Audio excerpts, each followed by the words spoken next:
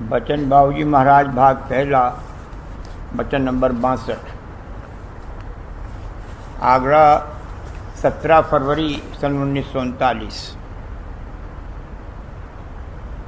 इस देश को परदेश समझकर छोड़ने का इरादा और जतन करना, पिछले ज़माने की सब टेक पक्ष छोड़कर संतों की रीत में विश्वास लाना और राधा स्वामी नाम में भाव आना, ये तीनों बातें राधा स्वामी मत धारण करने के लिए ज़रूरी हैं।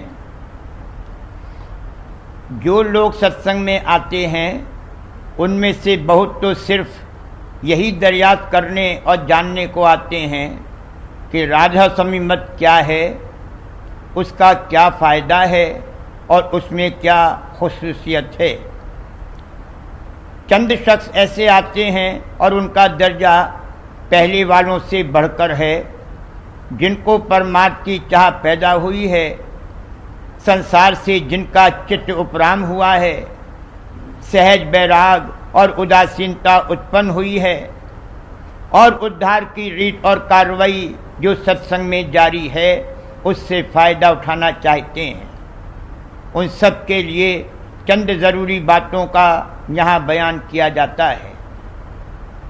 पहली किस्म के लोगों में ज़्यादातर वो हैं जो सिर्फ इल्मी वाक़फ़ियत, मुख्तलिफ मज़ाहब और उनके उसूलों के बारे में बढ़ाना चाहते हैं और फिर उसको अपनी ज़ाती राय और बहस के साथ बड़े बड़े मज़ामीन और किताबों की शक्ल में दुनिया के सामने पेश करना चाहते हैं और ख़ुद इस बात से कुछ मतलब नहीं रखते कि अपने जीव के कल्याण की कोई कार्रवाई करें। ऐसे लोग इस देश के चतुरे और विद्या नारी और मान बड़ाई के गुलाम हैं, बुद्धि के विलास करने वाले हैं।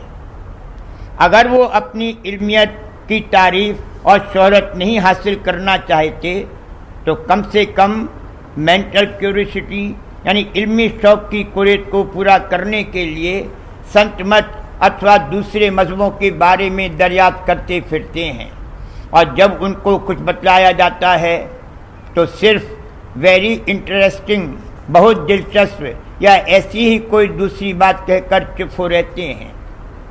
कोई अमली कदम उठाने के लिए वह लोग तैयार नहीं होते और अगर कोई हो भी तो कुछ समाज या सभा विलास या अहंग निग्रह उपासना वो भले ही कर लें मगर संत मत की कार्रवाई उनसे नहीं होती। वजह ये है कि चाहे इल्मी शौक वाले लोग हों या बेइल्म, आजकल लोगों में आम गलतफहमी ये फैली हुई है कि वो परमार्थ की कार्रवाई के लिए जागे हुए संत या सात गुरु की ज़रूरत और महिमा नहीं जानते और न ये जानते हैं कि जिन मज़हब में निष्ठावान और अंतर का अनुभव रखने वाले आचार्य और गुरु नहीं हैं वह अब मुर्दा मज़हब हैं। वो अब जलाए नहीं जा सकते, ना अब उनसे किसी को असली परमार्थी फ़ायदा पहुंच सकता है। इसलिए जीते जागते गुरु और मज़हब की तलाश सिर्फ दूसरे किस्म के खोजी को, जिसका जिक्र पैरा नंबर 1 में हुआ है, हो सकती है और ऐसे ही खोजी के लिए राधा स्वामी मत है। जिनका चित्त इस देश से उचाट और उपराम हुआ है और ये समझ में आया है कि यह देश परदेश है, उनके लिए संत मत है और यही संतों का उपदेश और प्रथम संदेश है कि यह देश परदेश है, इसको छोड़ो और अपने निज घर को चलने का जतन करो। इस उपदेश और संदेश को न सिर्फ समझ लेना ही काफ़ी है बल्कि जो लोग मन से, बुद्धि से और हृदय से कबूल करें वो संत मत के अधिकारी जीव हैं। न सिर्फ यह देश जिसमें कि इंसान इस वक्त मौजूद है बल्कि 3 लोक, पिंड, अंड, ब्रह्मांड सब परदेश हैं यानी काल की बस्ती है, जिसने अपना मतलब और गरज पूरा करने के लिए जीव और सुध को यहाँ फंसा रखा है। यहाँ रहने में सुध का फायदा नहीं है। इस देश में सूरत का कारज न सरा और न सर सकता है। 3 लोक के परे चौथा लोक जिसका भेद संतों ने दिया सूरत का देश और घर है, वहां पहुंचे तब पूर्ण और सच्चा उद्धार हो। इस देश को छोड़ने से ये मतलब नहीं है कि यहाँ के सब कामकाज बंद कर दिए जावें या कि जुबान से कहा और छूट जाएगा। सूरत ने मन आपा धारण किया और तन यानी देह में आकर बैठी। इसके साथ में जो कामकाज और फर्ज अदा करने की ज़रूरत पैदा हो गई है उन सबको करो, मगर जो फुरवात और फिजूलियात हैं मालूम हो कि उनका अंबार है उसमें तखफीफ करो। देह में आने की ज़रूरत है, बिना देह में आए हुए उद्धार की कार्रवाई नहीं हो सकती। अगर ये मुमकिन होता तो सूरत को यहाँ भेजा ही क्यों जाता। इसलिए देह धारण करने के साथ में जो ज़रूरी काम हैं उनको तो करो और बाकी और जितने फिजूल काम हैं उनको बंद करो। और अगर बवजह लाचारी करने पड़े तो उनमें रोज़ बरोज़ कमी करते जाओ और अपना निशाना और उद्देश्य ये रखो कि इस देश को हमें छोड़ना है, यहाँ हमको बसना और रहना नहीं है। इन कामों में मत पचो और मत खपो कि इस देश में सुधार करें। परोपकार, देशोन्नति, देश सुधार, सामाजिक सेवा आदि में अपना समय और अपनी ताकत मत बर्बाद करो। इसका ये मतलब नहीं है कि ये काम नहीं करने चाहिए। इन कामों की ज़रूरत है और जो लोग कर रहे हैं उनको करने चाहिए, उनका यही धर्म है। मगर जिसको अपने जीव के कल्याण का फिक्र पैदा हुआ है और जिसने न सिर्फ ये देश बल्कि 3 लोक को छोड़कर चौथे लोक में जाने का इरादा किया है और आशा बांधी है, उसके लिए ये काम नहीं है। उसका धर्म अलग, उसका कर्म अलग। ये ख्याल और फिक्र मत करो कि अगर हम ये काम न करेंगे तो बड़ा खराबा हो जाएगा या जुल्म बढ़ जाएगा या ऐसा हो जाएगा और वैसा हो जाएगा। तुम समाज और दुनिया के फिक्र से दुबले मत हो। दुनिया का फिक्र करने वाले हमेशा रहे हैं और हमेशा रहेंगे और उन्हीं लोगों का नंबर ज़्यादा है। कुदरत के कायदे से इस देश की बस्ती बसाने वाले हमेशा पैदा होते रहते हैं, उनकी कोई कमी नहीं है। जिस वक्त जो काम करने की ज़रूरत होगी उसके करने वाले पैदा हो जाएंगे। तुम अपने जीव के कल्याण का फिक्र करो। दूसरी बात यह है कि इस देश के कर्म, धर्म, नेम, आचार विचार, तीर्थ मूर्त, व्रत, योग यज्ञ आदि पिछले जमाने की कुल क्रियाओं पर लात मारने के लिए तैयार हो तो संत मत में आओ, वरना कोई ज़रूरत नहीं है। लात मारने से मतलब ये है कि अंतर में ये निश्चय और विश्वास आ जाना चाहिए कि पिंड और ब्रह्मांड के परमार्थ की किसी कार्रवाई से जीव का गुजारा नहीं हो सकता। सूरत के देश में यानी 3 लोक के परे चौथे लोक में पहुंचना बिना संतों की रीत के हरगिज नहीं हो सकता और बिना वहां पहुंचे पूरा काम नहीं हो सकता। पूरा काम और पूरा उद्धार करने के लिए और पूरी गति प्राप्त कराने के लिए पूरे गुरु जो कि संत सद्गुरु हैं, पूर्ण देश यानी सत्य देश से इस वक्त में तशरीफ लाए हैं। उनसे पेशतर जितनी कार्रवाइयाँ जारी की गई थीं वो ज़्यादा से ज़्यादा योगेश्वर ज्ञानी गति हासिल करने के लिए कारामद हो सकती थी, मगर अब वह ज्यों की त्यों विधि पूर्वक बन ही नहीं सकती हैं। उनसे अब तीसरा तिल भी जो कि पिंड का नाका और जोगियों का 10वां द्वार है नहीं खोला जा सकता। संत मत में किसी को बुलाया नहीं जाता, लेकिन अगर कोई आवे और परमात्मा की बात पूछे और समझना चाहे तो उससे साफ साफ ही कहा जाएगा, चाहे ठहरे और चाहे चला जाए। जीव के कल्याण के मामले में साफ साफ ज्यों का त्यों न कहना और छिपाकर या लाग लपेट से किसी चीज को पेश करना परमार्थ में धोखा देना है। खोलकर कह देना चाहिए कि राम और कृष्ण काल के अवतार थे, लबाड़ थे, जीव को फंसाने वाले और जाल में डालने वाले थे। उनकी टेक पक्ष और शरण छोड़ो और तोड़ो, तब सत्य परमात्मा की शुरुआत हो सकती है। मगर मौका देकर बात करनी चाहिए, ख्वाम किसी का दिल नहीं दुखाना चाहिए। अब तो जमाना बदल गया है, साफ साफ बात कही जा सकती है। मगर शुरू में जब संत इस देश में तशरीफ लाए थे, ऐसा जमाना था कि अगर कोई इस तरह कह देता तो उसकी सजा सूली और फांसी थी। ताहम जब कभी कहना मंजूर या मुनासिब था तो संत साध महात्मा फक्करपने से खुलकर कह गए और उसकी वजह से खुशी से सूली पर चढ़ गए। उस वक्त सिवा इन्हें गिने अधिकारी जीवों के कोई था ही नहीं जो संतों और फकीरों के वचन को सुनता और मानता। मसलहत वक्त समझ के ही खुद स्वामी जी महाराज ने बहुतों को ओम और सत्य नाम ही बतलाया था। उन लोगों को राधा स्वामी नाम में तो प्यार आ नहीं सकता था, इसलिए ओम या सत्य नाम का ही जाप बतलाया कि अगर ये नाम भी संतों के द्वारा लेंगे तो कर्म कटने का फल मिलेगा, और अगर टेक और पक्षपात से इन नामों को पकड़े रहेंगे तो उससे कुछ भी फायदा नहीं होगा। जब सूरज जागेगी तो ओम और सत्य नाम को पटक देगा, राधा स्वामी नाम प्रिय हो जाएगा।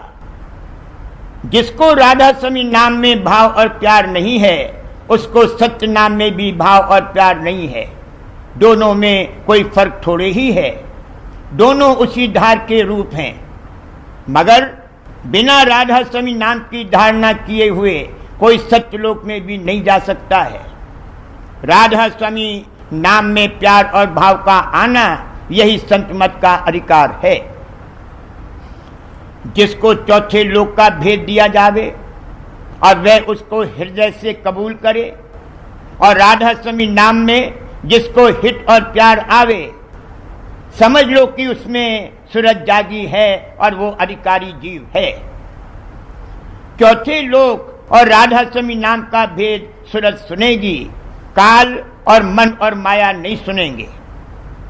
चौथा लोक यानी सत्य देश काल को नहीं सुहाता, वहां वो जा नहीं सकता। अगर वहां जाए तो उसको बड़ी बेचैनी और तकलीफ हो, तभी तो वहां से निकल आया। वो रह नहीं सकता था, इसके लिए कहा कि नर्क का कीड़ा नर्क में खुश रहता है। सत्यलोक के द्वार तक काल जा सकता है मगर अंदर नहीं जा सकता।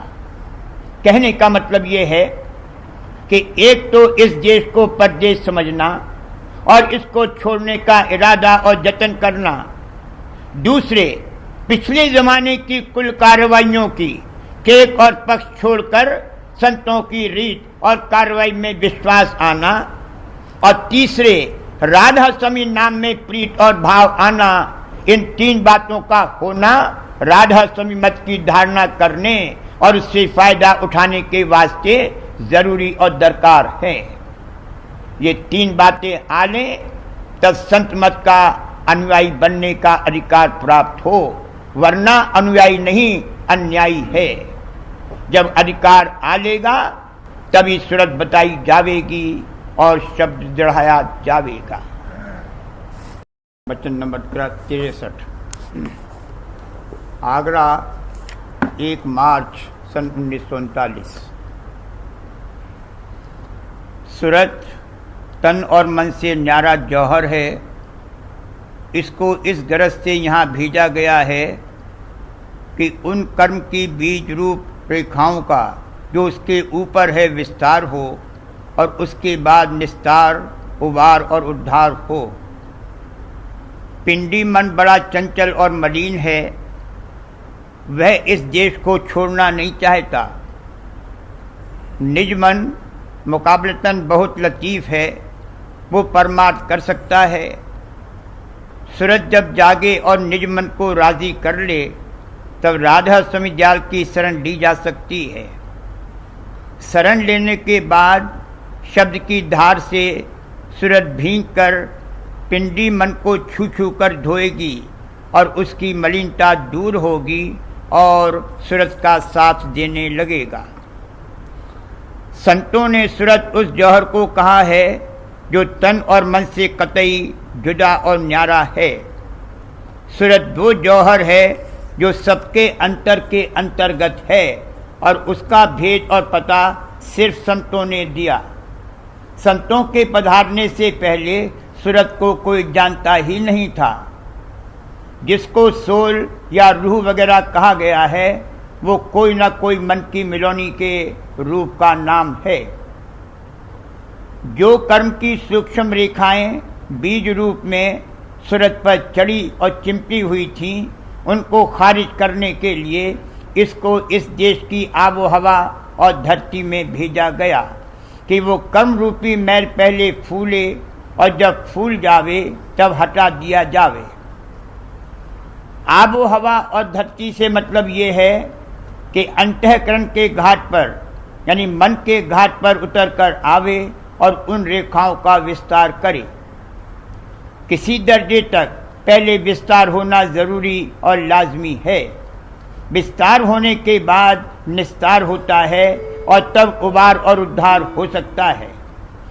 यह सब कार्रवाई मालिक की मौत से कुदरत के कायदे से हो रही है और जब सूरज को जागी या जागने का वक्त आया, तब संत यहाँ पधारे और निज घर का भेद और संदेश दिया। बिना सूरज के जागे संतों के परमार्थ की कार्रवाई नहीं हो सकती। इसलिए जब तक विस्तार का समय था और सूरज नहीं जागी थी, तब तक संत यहाँ तशरीफ नहीं लाए। मन मतिमंद है और अंतःकरण के घाट पर यानी इस देश में जुगान जुग से बरतते हुए ऐसा मुंजमिद हो गया है, यानी जम गया है और फंस गया है कि इस देश और घाट को छोड़ना नहीं चाहता और छोड़ने में बड़ी तकलीफ मानता है और झटका लगता है। उसी तरह से जैसे धनवान को धन जाते रहने में या जीवों को किसी प्रिय वस्तु के वियोग होने में दुख व्यापता है।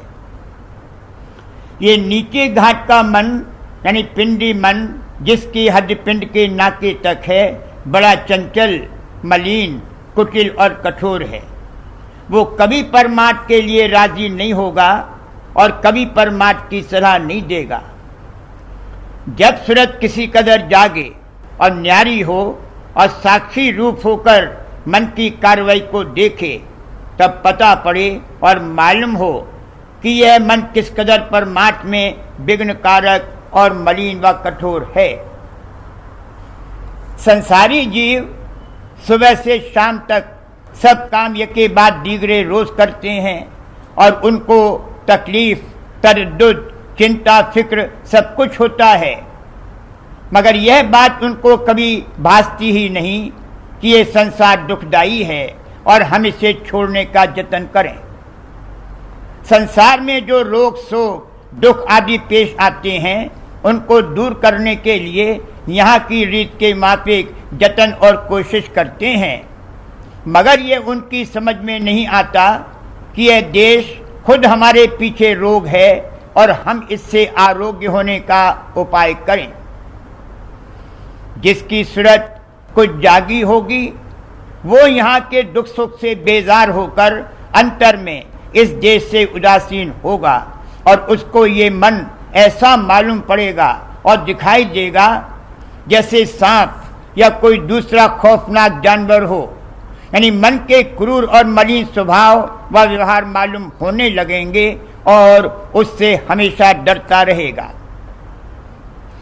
ब्रह्मांडी यानी निज मन, जिसका स्थान सहज दल, कमल और त्रिकुटी है, बनस्पत पिंडी मन के निहायत लतीफ, पवित्र और परमार्थी अंग वाला है। वो परमार्थ कर सकता है और सूरत का साथ दे सकता है।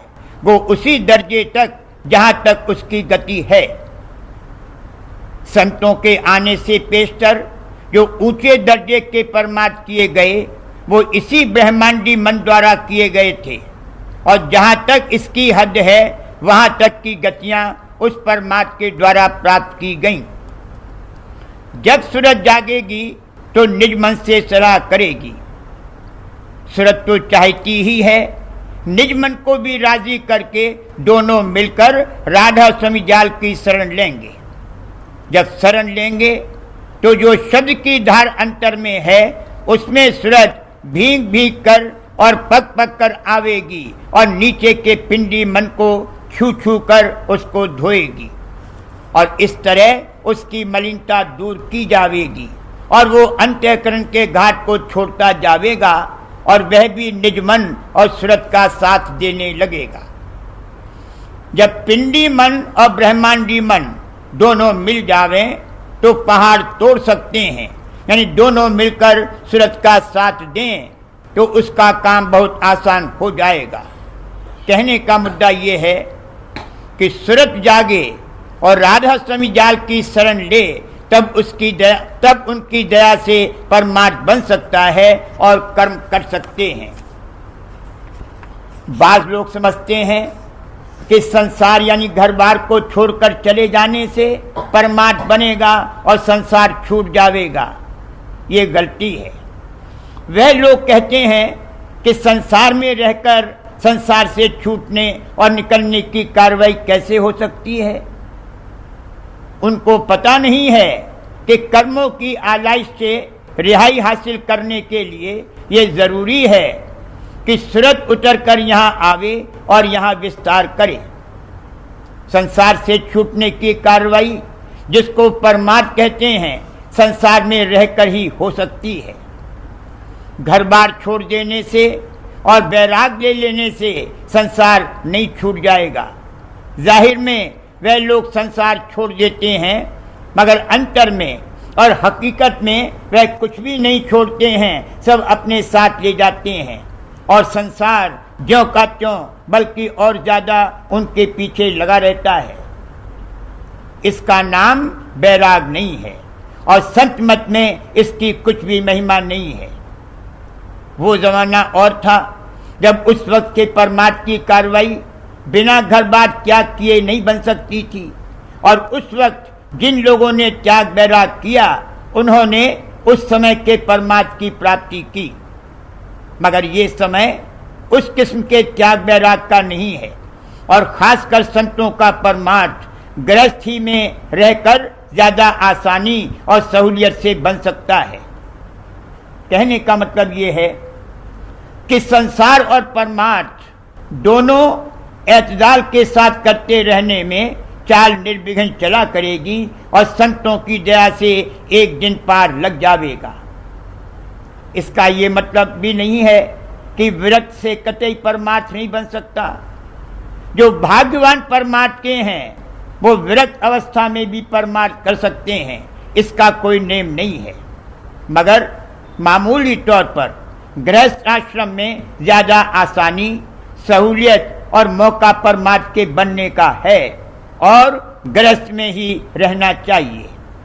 संत मत के परमार्थ के वास्ते घर बार त्याग करने की कोई जरूरत नहीं है। अलबत्ता संसार की गिलाजत और आलूदगी से अपने को बचाए रखे। जैसे मुर्गाबी पानी में रहती है मगर पानी उस पर असर नहीं करता, एक बूंद पानी भी उसके परों को गीला नहीं करने पाता। जैसे जल में कमल निरालम मुर्गा भी निशाने। बहुत से बंधन तो इसके सिर्फ लोकलाज की वजह से हैं। इस देश के फराइज और जिम्मेदारियों के पूरा करने में इस कदर रात दिन परेशान रहता है कि इसको यहाँ से चलने की सुध भी नहीं, और कभी ये ख्याल नहीं उठाता है कि हमको ये देश छोड़ना है। यार दोस्तों की खातिर ऐसी मंजूर है कि उनके गले में हाथ डालकर घंटों बातें किया करता है या और तरह वक्त जाया कर देता है। इसी तरह कुटुंबियों की नाराजगी से डरता है और दुनिया के लोगों से भी कि फला बात हो जाएगी, मसलन बेचौके रोटी खा लेंगे तो कैसे दुनिया में मुंह दिखावेंगे। जिसको इस कदर मुरब्बत दुनिया की है और ऐसा जिसका बोदामन है, उससे क्या परमार्थ बनेगा? क्या परमार्थ कमाना कोई आसान काम है? काल और माया को जीतकर 3 लोक के पार जाना है। संसार की लोक लाज के बजाय इसको अपने सत्यवंशी होने की लाज का ख्याल होना चाहिए।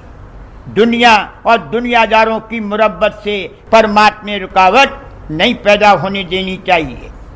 अगर इसने मालिक की सच्ची शरण ली है तो वो नाराज होकर इसका क्या बिगाड़ कर सकते हैं?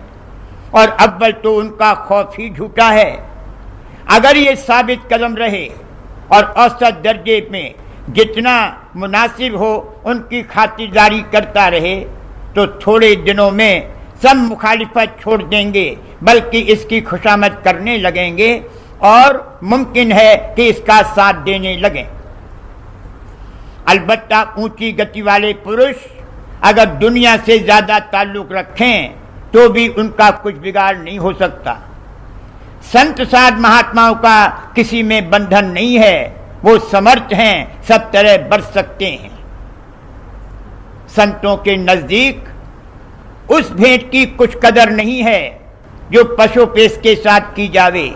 यानी भेंट करने वाला ये ख्याल करे कि हम इतना रुपया भेंट कर देंगे तो जो बाद में बचेगा उससे किस तरह हम अपना काम चलावेंगे।